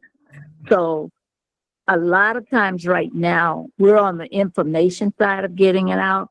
But then what we're finding a lot, I said, we can't just send the information. We have to go back and contact that person to double check if it was by email or if we put it up on social media, had they read it. So it was that follow-up that was there too. I'm trying to get more people from my sorority, involved. A lot of them are telling me, well, I got my kids, and I said, yeah, but I sent you pros and cons and some opinion things. So just read it, at least for me. And if you have any questions, so we're trying to do it that way, but also when there are meetings for other groups, that at least one of us is on there so that we can kind of make sure that the prop is still up and in the front. Because most of our people aren't even aware what's going on with that. So that's kind of what we're doing over here. And I'm like 77 years old, y'all. So if I could still be doing this, even though I have to do most of it over line or something because health challenges, but I'm still working it and still getting it out there to them. Amazing. So the follow-up and the awareness is really strong. And I feel like the community is a great community to invest in, because that is where, you know, a lot of us are turning to in these times. So does anyone have any other additions to that one? And the question, if you're just joining, are what are some creative ways you'd like to engage in your community? So I have a question. Okay. I run a board for an organization here in San Diego. I'm president of the board, and I made it a point to incorporate several of my own folks on the board. One, so I could have some allies, and two, just to make the space more equitable and make sure that these individuals had access to the same information I had access to. So I'm clearly dialed into creative ways to have the community engaged, et cetera. And I'm looking to duplicate those things in other areas, whether I'm the leader or not. Mm-hmm. I've run into something, and I'm hoping maybe the rest of you can help me. I've been a little bit disillusioned, to be very honest. Some of these individuals that I've asked to be in this space with me really haven't shown up, and I've been disappointed, and at one point just kind of heartbroken, not taking the same, you don't have to work as hard as I do, that's not what I'm saying, but just kind of taking the same invested interest in the space that they're in. And so I'm wondering, when in general, when we run into that kind of experience in the community at large, how do you all deal with that? Or how can I deal with that in a way that has me a little more motivated to continue to do this kind of work in our community?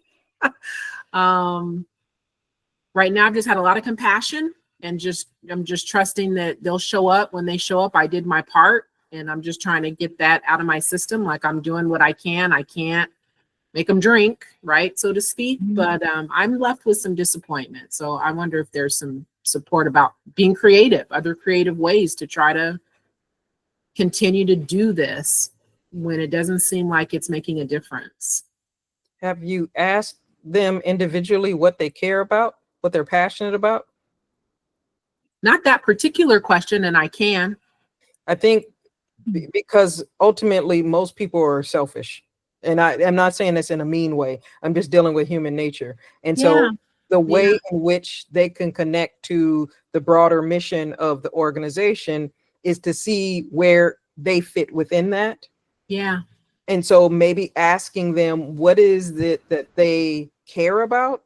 What are they passionate about? So that they can feel hooked in and feel like it's personal. And then, because, you know, the personal becomes political.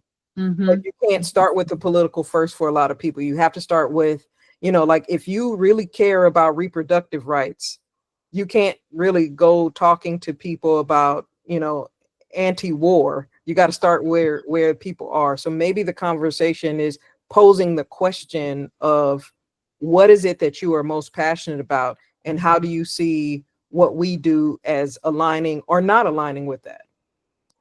Yeah, I have asked a version. However, what you're sharing with me is sometimes it has to be asked more than one time.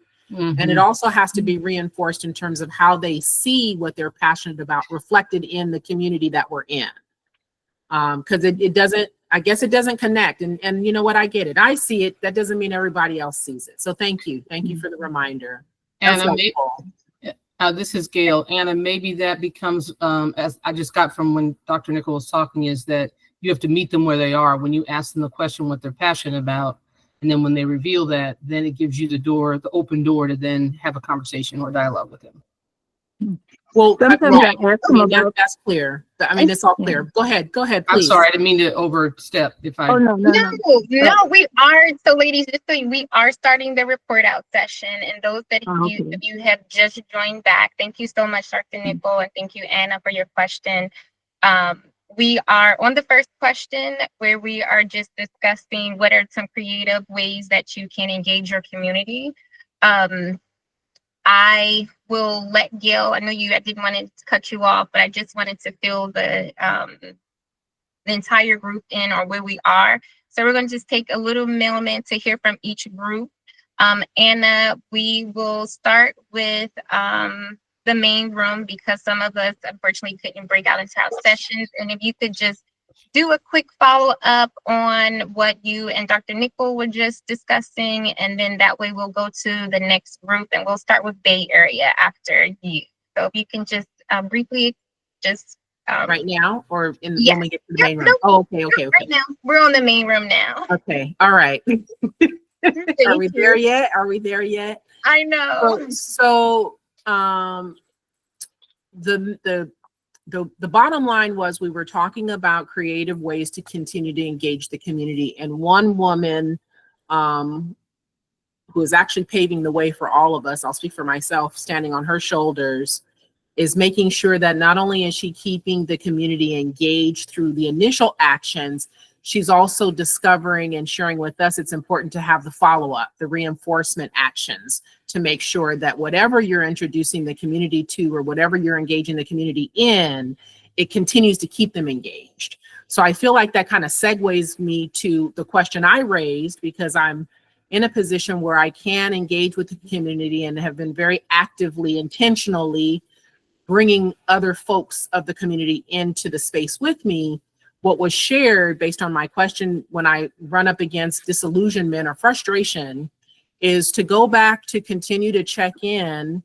And this came from Dr. Nichols and also Gail, to continue to check in with these individuals, one, to find out what are they passionate about, and to articulate how this opportunity is directly related to what they're passionate about, and also continue to, as Gail was saying, continue to meet them where they are, because wherever they start doesn't mean that's exactly where they're going to end up. And also, it also allows me to continue to gauge, are they getting what they need in this space? I know what they can get, but maybe they're not clear what they can get. So those are some of the things that we talked about. And I think these are all positive aspects of how to keep people engaged, because it's not like you just jump in the pool and then you're engaged and that's it. You have to continue to do the work to stay engaged. Did I do well, Karina? You did wonderful. Thank you so Okay. much, Anna. I appreciate that. Okay, my job is done. All right.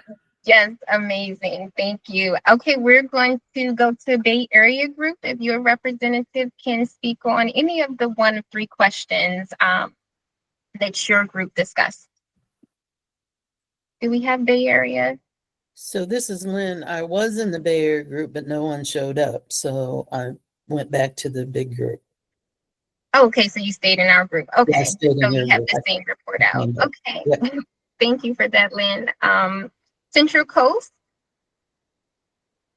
Did we have Central Coast? Was that I group? think that was the one that also struggled as well. You might want to just ask what groups were able to get in. Okay, thank you, Kelly. Which groups were able to get in their breakout group session? Los Angeles. Amazing. Okay, Juanita, let us know what you ladies discussed. Okay, ladies, please jump in and fill in.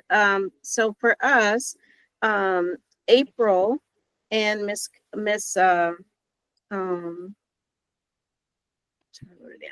April shared that that she receives communication and she participates in Invisible.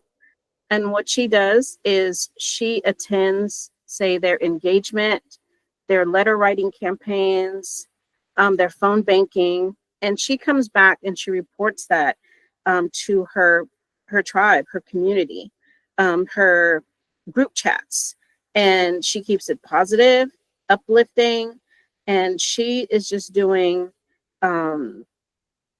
being proactive with doing the report outs on these activities and her experience. The feedback that we got from Ms. Margaret was Ms. Margaret receives those communications as well. And she said it's a good way just to spread the work and the activity that is happening, and just another way of being involved. Number two that we had answering, ladies, would you guys like, is there anything that you would like to share on that? I don't want to, because you guys are here. You did great, Juanita. Thank you. Okay, thank you, Miss April. And also for like number two, like how to get people involved in the voting process. So Miss Margaret, what she does, she reminds me of myself here, that she puts yard signs of the candidates in her yard. And another way that we can, as a collective, we can get folks involved in the community and just local events taking place is that we can participate in the community forums, we can attend community meetings, and this is just another way that folks that are in the local community that are not necessarily aware of like what's going on, local candidates, ballot measures, voter registration. This is another way for folks to kind of participate and maybe find out what is going on and what is taking place in their community, and maybe just get in and wherever they feel comfortable with participating and kind of find out what's taking place as it relates to community events and things that are happening with our local elections. And also another way to learn about the candidates. Miss Margaret, did I do a good job of that part of explaining? And then Miss April, if you guys would like to share a little bit maybe on those that don't know what indivisible is. You did an excellent job, Miss Juanita. Thank you. Oh, thank you both. And that is the report out session from LA. Oh, can I just add one other thing from LA? Yes, please, Michelle. So I mentioned just as another thing, a way to keep or as an anchor for this coalition to keep people engaged is to have in-person, regular, reoccurring, in-person kind of gatherings for that purpose, so that we create in-person community, not just a virtual community. Yes, thank you, Miss Michelle, for adding that. That was I wrote that down, but it kind of got blended in. Thank you for that as well. Thank you, ladies. Thank you so much, Juanita, for reporting out for LA. Do we have any other groups that were successful in their breakout session? Any other regions?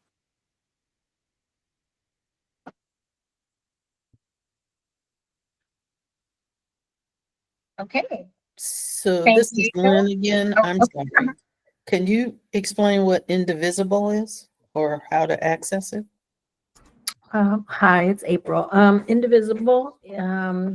I watch a lot of news. I'm partial to MSNBC and Rachel Maddow in particular, and she highlighted that particular organization, and they were the ones that are responsible for the real big protests. So their very first one was No King's Day, and then Hands Off Our, everything. That was the second one they did, and then they did another one recently. I can't remember the title of it. Anyway, I make signs, but now they're so organized that I'm at the point now where up until the day that I know they're going to do a protest, I can just check on my phone and they'll tell me the location, and if it's nearby, I'll go. And it's easy to participate because they have a block of time of maybe an hour and a half, and these people even bring the signs, and you don't even have to make signs anymore. So Indivisible, they do have a website. If you Google them, you'll find them, and then you can subscribe, and they will send you emails. Someone mentioned they do come weekly, and their email is set up with links to participate in a variety of ways. And you can either do protests or letter writing or phone banks. I've done their phone banks, really easy. Again, they walk you through the technology. It takes about an hour of your time. You get to engage with voters, sometimes friendly, sometimes not, but it's a good experience. And because I now have gotten my feet wet, I can share that experience with my family who has not been politically active at all. And I've kind of taken the fear factor away from it. So it's like, now they can say, oh, April does that, so I haven't yet grabbed them to come with me. I've gotten friends and roommates and college roommates and junior high friend, but At some point, my nephews, I'm gonna drag them with me. I'm drag my daughter at some point, but it is easy, organized, plenty of opportunities to engage, safe, and easy, easy to access. Thank you. Karina, can I share that link in the chat? Yes, you can. Thank you so much, Gail. Mm-hmm. If there are no other report outs from the region, we will move forward. Last call, any want to be sure? Not missing anyone. Okay, so we are going to move to our joy practice. And our joy practice today is a collective question, and just want to hear from you of what in your community or for your personal fulfillment, what would make civic participation feel more joyful and healing and sustainable for you? And anyone can answer this question. I would love to answer that question. I'm in the San Fernando Valley, in the outskirts of Los Angeles, and the area that I am particularly familiar with is largely Hispanic. I would love to see people that look like me represented in those communities in which I serve and which I help. And it is very few and far between and very difficult. And I would like to see more of us out there and represented. Yep. Yeah. So Thank you, Gail. You're welcome. Anyone else would like to answer that question of what would make civic participation feel more joyous for you? Inspiring? I'm going to mention what one of the ladies said in our group, because that was the same way she was saying about, being disillusioned. So for me, the word was frustrated. And like I said, because I've got, I said in the group, I said, I'm 77. So I've gone through a whole lot and came out of the South. So my frustration and maybe a little bit of disillusionment, it was bugging me that I couldn't encourage people to come out more and do more things with us. And I had to really pray about it a lot. And I said, I'm not giving up, though. I'm going to keep, I went to them and I tried to find out sometimes, and people I knew and people that I didn't know, what were their needs? What were their actual things that, to try to pull them in, as we were saying in the group. But I would feel more joyous if I could. I hope this doesn't insult anyone, but on many, many forums where I've been, the discussion has been about the complacency of our people in particular, and wondering why it is like that, especially in the climate that is going on now. But that has been something that has really been bothering me, kind of, pulling me down. But then I have to realize I got to get back up and just keep going. So that's kind of where I am right now, but I'm still working. Yes. No, we have to always keep working, and I feel like consistency will eventually get us across that finish line. So thank you so much. And I'm sorry, your name again? My name is Elaine Wilson. Elaine. Thank you so much, Elaine, for sharing. Anna, may I just say something really quickly? I just thought of something that makes any experience more joyful for me to participate in, and that is when it is organized. When you step into a space and everything is sort of planned out, you're greeted by somebody that says, here's our agenda, this is what we're going to do. So organization for me is really key. You know what the plan is when you step in, so that's important to me. Thank you, Margaret. Anna, I did see your hand as well. You did. And then I just decided I wanted to listen because I'm learning so much. And I think that's the main thing I will say right now. I'm getting joy from spaces like this.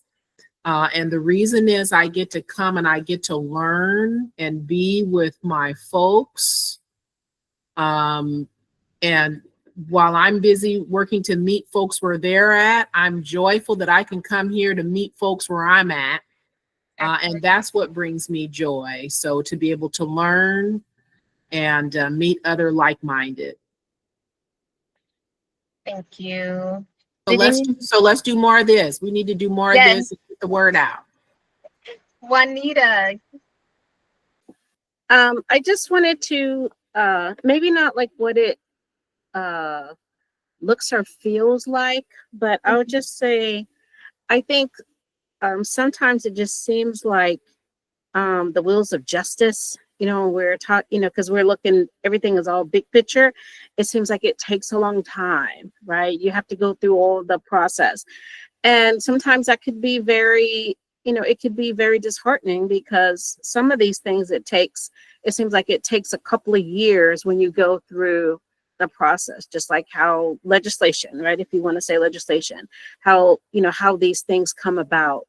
But a lot of the local legislation that takes place, say like at the state level, those things actually come from the ground, the local, right?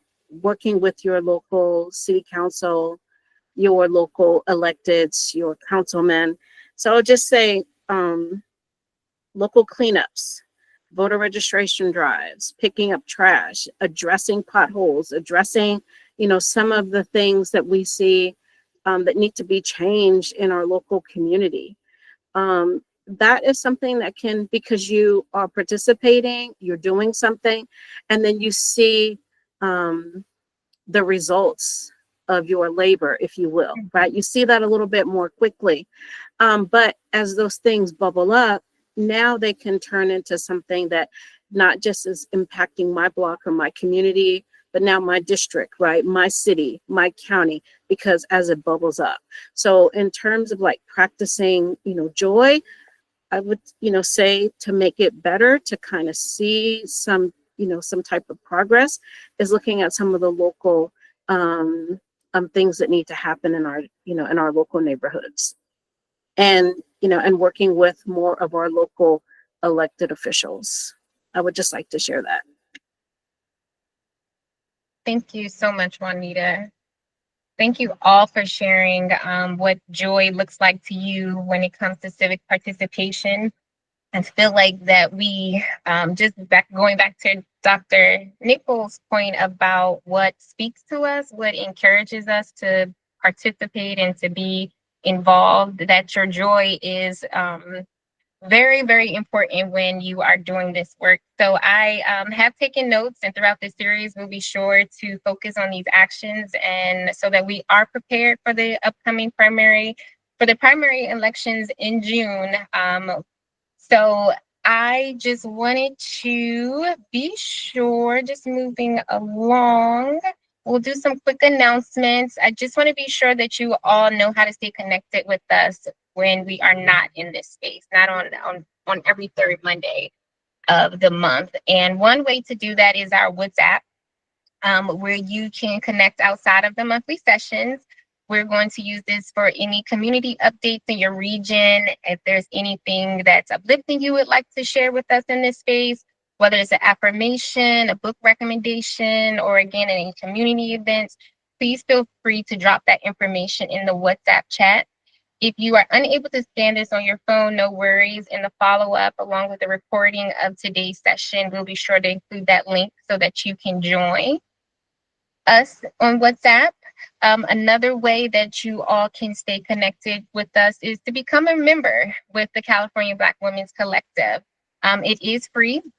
In this space, it's a space for you to grow and share any information, again, just as in the website, without any apology. There's sisterhood and networking that you can get from becoming a member. You also hear about special invitations in the membership, part of the free membership, any programs that we may have, and and our podcast that we have, any reports that we release. these are all ways to stay connected. And we also have a forum, a community, but if you do have questions and you do not have WhatsApp, you can also drop them into the forum there, and we will follow up with you and answer those questions. And let's see. Okay, well, thank you, ladies, all for joining us, for staying and sticking with us from the beginning of the call. Oh, Anita, yes. No, I just want to say, if you could just stay on after, please. Thanks. Yeah, of course. Of course, of course. Did anyone else have any last minute notes that they would like to share with the group? Thank you again for joining today's call. Yes, Lynn? If you're on mute, if you were asking anything. This is the first time I've been on, and I'm very impressed with how well this was handled. So thank you. Oh, thank you so much, Lynn. We couldn't do it without you, ladies. So thank you for joining us and participating. You're welcome. All right. Well, ladies, have a great evening, a magnificent week, and we will see you soon in next month. But again, we will be checking in with you all through WhatsApp and our membership. All right. Sounds Thank great. you. Have a great week. Bye-bye. Thank you. Miss Thank Karina, you very much. Yes, on I'm the here. app. I'm So staying. if you already have it in the community, when it pops up where it says like to see community info, do you just click on that and will that connect me? Yes, it'll connect you. And then there's also regions within there. So you would be able, I'm just going to go here to make sure that I am telling you the correct thing. Yeah, I think that's right. So after I just click on the, I just click on the LA region? Yes. What do you, Yes. So you can click on there and you could join that one. It'll give you a prompt, or there should be something on the screen where you can join LA. Got it. Let me see. I just seen two come in. Okay. I have a number ending in 1162. Yep. Okay, perfect. You're in that chat. Okay, thank you. All right, good night, ladies. Good night. Thank you so much.